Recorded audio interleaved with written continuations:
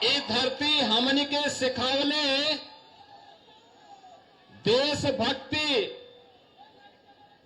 उमरी से ना संकल्प से नापला जाला। भारत माता की, भारत माता की, भारत माता की, वंदे वंदे वंदे, जय श्री राम, जय जय श्री राम। उत्तर प्रदेश सरकार में मंत्रिमंडल के मेरे वरिष्ठ सहयोगी और लोकसभा भोजपुर के प्रभारी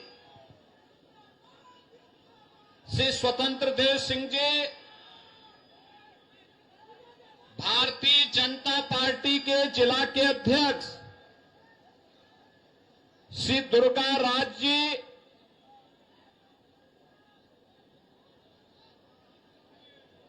प्रदेश कार्य समिति सदस्य भारतीय जनता पार्टी बिहार श्री मुक्तेश्वर ओझा जी,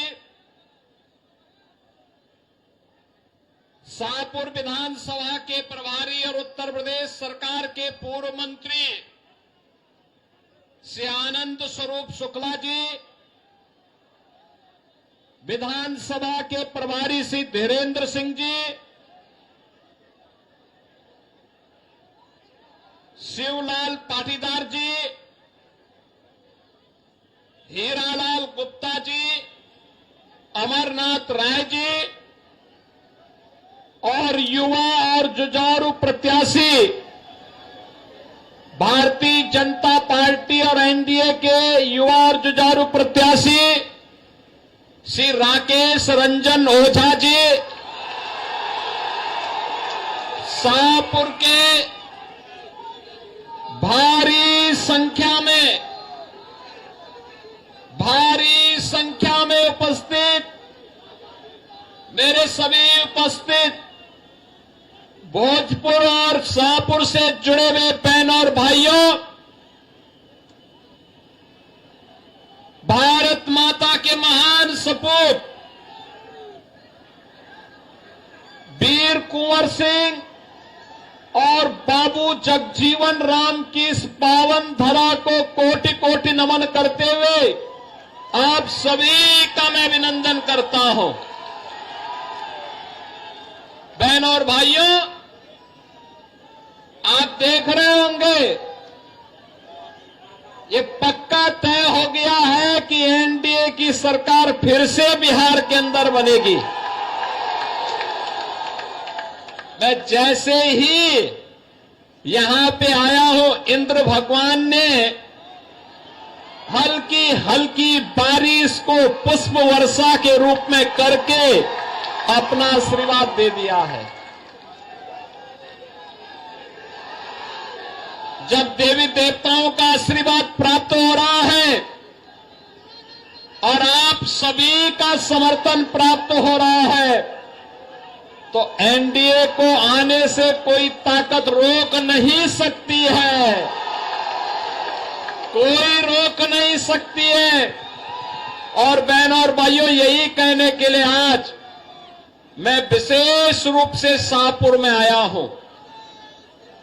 बहनों और भाइयों, बिहार के गौरव पर हर व्यक्ति, भारत का हर नागरिक गौरव की अनुभूति करता है। बिहार का अपना गौरवशाली इतिहास रहा है। ये वही धरती है जिस धरती ने महात्मा बुद्ध को ज्ञान प्रदान किया था। ये वही धरती है जिसने भारत को एक नई दिशा देने वाले और भारत का स्वर्ण युग लाने वाले चाणक्य जैसा ऋषि भारत को दिया था। और ये वही धरती है जिस धरती ने चंद्रगुप्त मौर्य के रूप में भारत को यशस्वी शासन की बागडोर सौंपी थी। ये वही धरती है जिस धरती में वीर कुंवर सिंह पैदा हुए, जिस धरती ने डॉक्टर राजेंद्र प्रसाद देश का प्रथम राष्ट्रपति दिया, जिस धरती ने बाबू जगजीवन राम को दिया, जिस धरती ने जब देश के अंदर लोकतंत्र के गले को घोंटने का कार्य हो रहा था, तब सदैव जयप्रकाश नारायण को पैदा करके जिस धरती ने लोकतंत्र को फिर से बचाने का काम किया, ये वही पावन धरा है बिहार की, जिसको नमन करने के लिए आज मैं आपके बीच आया हूं। बहनों और भाइयों, एक गौरवशाली अतीत, लेकिन इस गौरवशाली अतीत पे आरजेडी का 15 वर्षों का कार्यकाल और उससे पहले कांग्रेस का कार्यकाल एक कलंक से कम नहीं है। एक पहचान के संकट के दौर से बिहार के लोगों को, बिहार के नौजवानों को, बिहार के नागरिकों को गुजरना पड़ा था। नौजवान पहचान के लिए मोहताज था, प्लान करने के लिए मजबूर था, किसान आत्महत्या करने के लिए मजबूर था, व्यापारी डरा और सहमा था, और बेटी और बहन की सुरक्षा तो भगवान भरोसे थी हो गई थी। बहनों और भाइयों, हमारे बिहार ने अंगड़ाई ली। 2005 में नीतीश कुमार जी के नेतृत्व में एनडीए की सरकार बनती है और बिहार के माफियाओं के दिन लग जाते हैं, उनकी उल्टी गिनती शुरू हो जाती है। बहनों और भाइयों, बिहार एक नई दिशा की ओर आगे बढ़ा। आज फिर से बिहार में वह सब कुछ है जो बिहार में 50 वर्ष पहले हो जाना चाहिए था। कनेक्टिविटी है, बाढ़ प्रबंधन है, स्कूली शिक्षा का प्रबंधन है, इंजीनियरिंग कॉलेज बन रहे हैं, मेडिकल कॉलेज बन रहे हैं, गरीबों के लिए वे योजनाएं जो 2014 के बाद मोदी जी ने सबका साथ और सबके विकास के भाव के साथ देश भर में लागू किया। हर गरीब के पास अपना शौचालय होगा, हर गरीब के सिर को ढकने के लिए छत होगी, हर गरीब के घर में स्वस्थ ईंधन के लिए उज्ज्वला योजना का कनेक्शन होगा, और हर गरीब के स्वास्थ्य के लिए आयुष्मान भारत की सुविधा होगी, हर गरीब के पास राशन कार्ड होगा। और यह कांग्रेस पूरा नहीं कर पाई, आरजेडी पूरा नहीं कर पाई। आरजेडी पूरा करती कैसे? क्योंकि जो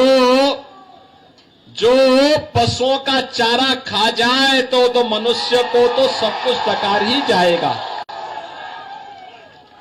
उन्होंने तो यही किया था, लेकिन मोदी जी ने कहा सबका साथ और सबका विकास। साथ सबका, विकास भी सबका, बिना भेदभाव के शासन की योजना का लाभ हर गरीब को, हर किसान को, हर नौजवान को, हर माता को, हर बहन को उपलब्ध हुआ।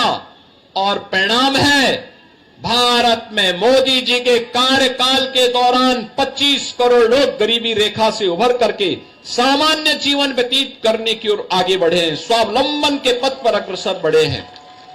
एक नया भारत का दर्शन हो रहा है। आज बिहार में मेडिकल कॉलेज बन रहे हैं, बिहार में इंजीनियरिंग कॉलेजों की एक लंबी श्रृंखला खड़ी हो रही है।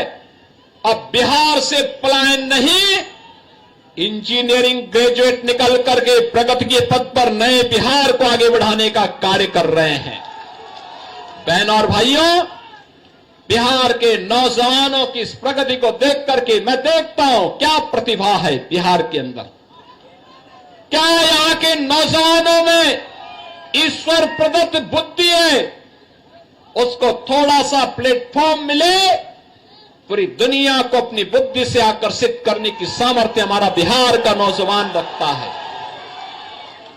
देश के अंदर जहां कहीं भी बिहार के नौजवानों को कार्य करने का अवसर प्राप्त हुआ, उसने अपनी प्रतिभा का लोहा मनवाया है। बिना रुके, बिना झुके, बिना टिके बिहार का नौजवान आज उस क्षेत्र को विकास के पथ पर अग्रसर करता है। लेकिन बहनों और भाइयों, 2005 के पहले परिवारवाद का दंश झेल लाए बिहार अराजकता और गुंडागिर्दी की चपेट में पूरी तरह माफिया राज का शिकार हो चुका था। बहनों और भाइयों, मैं धन्यवाद दूंगा एनडीए की नीतीश कुमार जी की सरकार को, जिन्होंने पिछले 20 वर्ष के अंदर अथक परिश्रम करके उसे उभारने में बड़ी मदद की। आज बिहार को अपनी पहचान है। आज बिहार के ऊपर कोई प्रश्न खड़ा नहीं करता है। आज बिहार के अंदर कनेक्टिविटी है, बाढ़ प्रबंधन है और वह सब कुछ है जो आकांक्षा बिहार के नागरिकों की बिहार के प्रति है। और बिहार को आगे बढ़ाने के लिए यह रफ्तार थमनी नहीं चाहिए। डबल इंजन की सरकार डबल इंजन स्पीड से, बुलेट ट्रेन की स्पीड से बिहार की प्रगति को आगे बढ़ा सके, इसी के लिए आपका आह्वान करने के लिए मैं आपके बीच में यहां पर उपस्थित हुआ हूं। बहनों और भाइयों, मैं पूछना चाहता हूं कि क्या आज तो बिहार विकास भी है और विरासत भी है, इस परंपरा के साथ जुड़ चुका है। कितनी शानदार विरासत, विकास भी है, विरासत भी है। विरासत वह जो राम की परंपरा है, कृष्ण की परंपरा है, भगवान शिव की परंपरा है, बाबा महेंद्रनाथ की परंपरा है, महर्षि विश्वामित्र की परंपरा है, बुद्ध की परंपरा है, बाबू जगजीवन राम, डॉक्टर राजेंद्र प्रसाद जी की परंपरा है। वह हमारी विरासत भी है। बहनों और भाइयों, क्या ये कांग्रेस और आरजेडी अयोध्या में राम मंदिर का निर्माण करा पाती? आप मुझे बताओ, क्या बिहार के लोग अयोध्या में राम मंदिर बनने से खुश हैं कि नहीं है? है कि नहीं है? राम मंदिर बनना चाहिए था कि नहीं बनना चाहिए था? आप मुझे बताओ, कांग्रेस, आरजेडी और इनका एक पार्टनर उत्तर प्रदेश में समाजवादी पार्टी, ये सभी के सभी लोग राम मंदिर का विरोध कर रहे थे। कहते थे, कांग्रेस कहती थी राम हुए ही नहीं, आरजेडी ने कहा कि मंदिर नहीं बनने देंगे, और समाजवादी पार्टी राम भक्तों पर गोली चलाती है। हम कहते थे, तब भी कहते थे, गोली हो या डंडा हो, तब भी हम कहते थे कि रामलला हम आएंगे, मंदिर वहीं बनाएंगे। बन गया ना मंदिर? बन गया ना? कोई संदेह? तो एनडीए की, बीजेपी की सरकार जो बोलती है वो करके भी दिखाती है। हमने कहा था ना, माफिया राज का अंत करेंगे, हो गया ना माफिया। और मुझे अच्छा लगा, आपने बुलडोजर भी खड़ा कर दिया है माफिया के लिए। उत्तर प्रदेश में तो ये ऐसे दौड़ता है माफिया की छाती में कि फिर सपा और उसके पार्टनर्स को केवल और केवल उसके यहां फतिया पढ़ने का ही अवसर मिलता है, बाकी कोई अवसर ही नहीं मिलता है। बहनों और भाइयों, मैं आप सबका यही आह्वान करने के लिए आया हूं कि जंगल राज से बिहार उभर चुका है, विकास और प्रगति के एक नए प्रतिमान को स्थापित कर रहा है, और बिहार आज जिस दिशा में आगे बढ़ा है, यह गति थमनी नहीं चाहिए, रुकनी नहीं चाहिए, झुकनी नहीं चाहिए। इसके लिए भारतीय जनता पार्टी और एनडीए ने यहां से राकेश रंजन ओझा को अपना प्रत्याशी बना करके आपके बीच में उतारा है। राकेश रंजन ओझा को विजयी बना के भेजना है ना? बना के भेजना है ना? विकास के जो कार्य बाकी रह गए उनको पूरा करवाना है ना।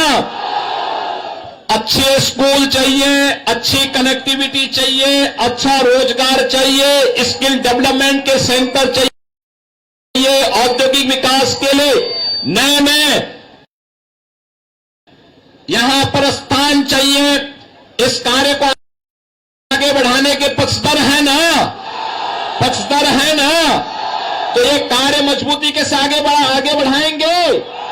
कमल चुनाव चिन्ह पर श्री राकेश रंजन ओझा जी को भारी बहुमत से विजयी बनाएंगे ना, विजयी बनाएंगे। और यही अपील करने के लिए आप अगर सहमत है तो मेरे साथ दोनों हाथ चुनाव चिन्ह में राकेश ओझा को घर घर जाकर के विजयी बनाने की अपील करेंगे। मेरा संदेश और मोदी जी का संदेश घर घर तक पहुंचाएंगे। तो फिर मेरे साथ बोलेंगे भारत माता की, भारत माता की, भारत माता की।